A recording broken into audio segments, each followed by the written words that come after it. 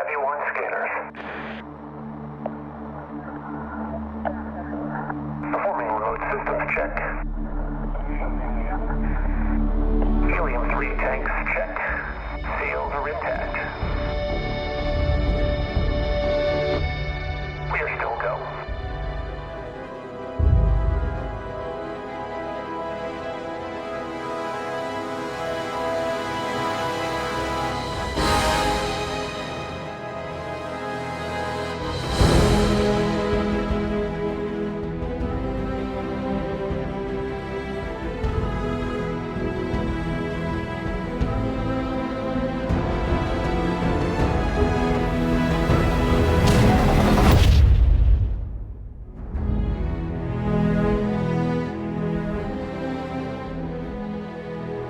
The wonder is not that the field of stars is so vast, but that man has measured it.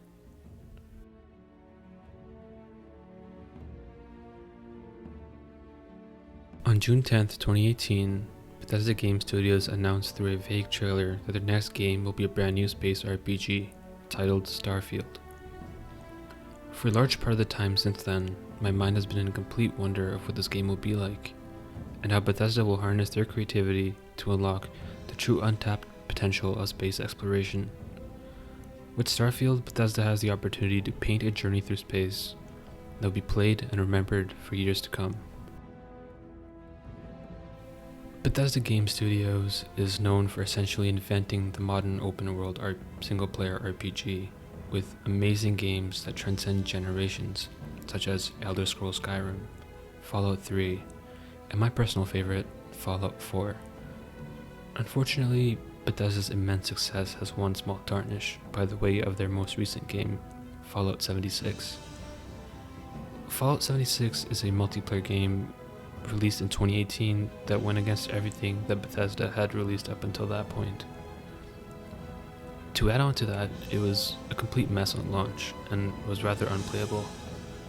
Due to this, many people still doubt Todd Howard and Bethesda's ability to release a finished, bug-free, and enjoyable game, extending these doubts onto Starfield. However, I believe that these doubts are misplaced. June 13th, 2021, just over 3 years after Starfield was originally announced, Bethesda unveiled a release date of 11/11/22, and this reveal then drove many Bethesda fans into hot anticipation for the day that they can finally get their hands on Starfield. At that point, it had been 6 years since Bethesda had released Fallout 4, their newest single-player RPG, so most of the excitement, hype, and anticipation was warranted, as it would be a total wait of 7 years until fans finally got to play a single-player RPG from Bethesda. I spent the first 2/3 of 2022 playing Elden Ring. However, though it was a great and awesome game, it did not scratch the itch that only Bethesda Game Studios can. Then came the unfortunate news. On May 12th, 2022, just months before the 11/11/22 release date, Bethesda announced through a series of tweets that Starfield will be delayed for the first half of 2023. This news was devastating, as it would mark 8 whole years until fans finally get to play the next Bethesda game. However, this news was not as upsetting as it seems, because the delay would mean that Todd Howard and the team would have the time to complete, polish, and release the game in a finished state. This gave hope and helped quell the doubt that Starfield would be rushed out the door in a buggy and incomplete state. I believe that Starfield will not only be released in a complete state, but it will be one of the best games of the generation, following in the footsteps of Skyrim, and truly be a defining and generational moment in gaming. Let's take a look at one of our planets, Jemison. You can land into Atlantis, but you can also land and explore anywhere on the planet. And it's not just this planet, it's all the planets in the system. From barren but resource-heavy ice balls to Goldilocks planets with life. And not just this system, but over 100 systems. Over 1,000 planets, all open for you to explore. We can't wait to see what you find. No, this was a clip from the E3 showcase of Xbox where Todd Howard talked about the game. It was about 15 minutes of just showcasing Starfield and what's going to be part of the game, what's going to be going on, gameplay, customization, character creation, even you can fly the starship. But what's concerning here is that Todd Howard says there's over 1,000 planets that you can visit. A lot of people think this is a bad thing because those planets will most likely be empty without content.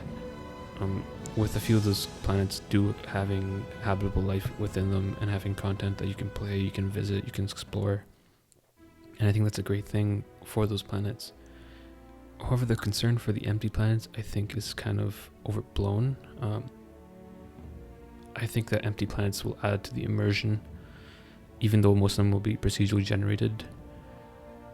When you're in space, not every planet's going to have life on it. Most of them will be empty. Like, us humans haven't even found a planet yet that has life on it, except for Earth. But in terms of video game, obviously, you would not be able to realistically have developers code and design a game with 1,000 planets full of content. That's just unfeasible. But I think that this gives an opportunity for the community, the modders, to build out these 1,000 planets, and maybe 5-6 years down the line you can just have mods and mods and mods installed where all these planets would be a different thing, different content, and it would be really fun and an enjoyable moment at that point. However, the base game will still have the main content that Bethesda promised, with a storyline, with a few planets to visit, spaceships to build, and whatnot. I just think that these empty planets just have tons and tons of potential, just like Starfield does. And it's just such a huge scope on a game, and I don't think we've ever seen this before. We saw it with No Man's Sky, but that was just all empty planets without any content. It was just basically flying around, and I haven't played that game much, so maybe I'm incorrect here. But Starfield is different. It has the potential to change the gaming industry for good, and I can't understate that enough. Sure, I haven't played the game, but maybe we'll see in 2023 how this comes along, and I really think that it will be amazing.